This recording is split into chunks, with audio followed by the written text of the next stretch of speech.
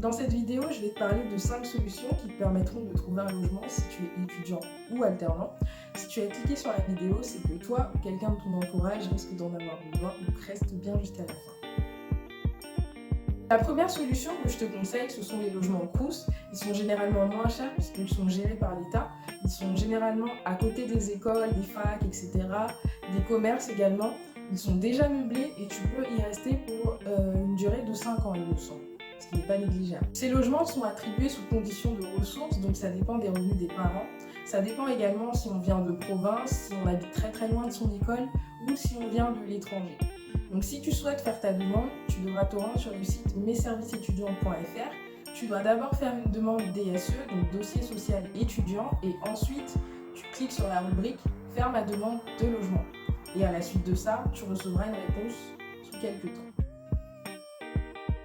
En second lieu, tu as la solution des résidences privées telles que Studéa, Studirama ou encore les Estudines. Ce sont des résidences privées donc qui coûtent un peu plus cher, mais généralement elles sont aussi meublées, donc tu n'as pas à rajouter quoi que ce soit. Et elles sont aussi généralement dans les grandes villes, donc à proximité des écoles et des commerces. Il y a les ALJT ou les foyers jeunes travailleurs. Donc, comme l'indique leur nom, ce sont des logements qui sont dédiés aux alternants ou aux jeunes travailleurs. Donc, on peut occuper ces logements pour une durée maximale de 2 ans. Ils sont généralement déjà meublés également et aussi proches des écoles, etc. Donc pour ça, il n'y a pas de souci. Par contre, ce sera un peu plus encadré et un peu plus surveillé qu'une résidence Crous par exemple.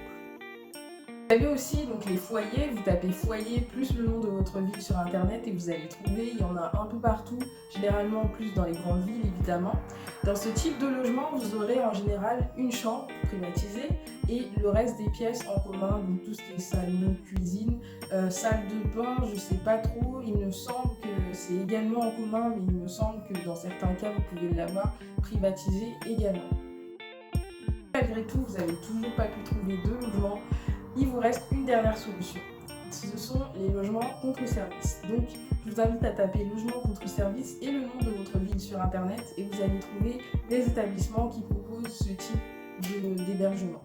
Le logement contre-service, comme l'indique son nom, consiste à aider en échange d'avoir un hébergement soit à titre gratuit, soit d'avoir une très grosse réduction sur le prix du loyer. Par exemple, les personnes qui ont une dépendance ou une chambre en plus ou une très grande maison peuvent proposer donc le logement en échange de quelques heures de babysitting ou de l'aide aux devoirs, etc. Si cette vidéo t'a aidé ou t'a été utile, n'hésite pas à la liker et la partager car elle pourrait bien aider d'autres personnes. On se retrouve dans une prochaine vidéo pour des conseils et des astuces étudiantes. Salut!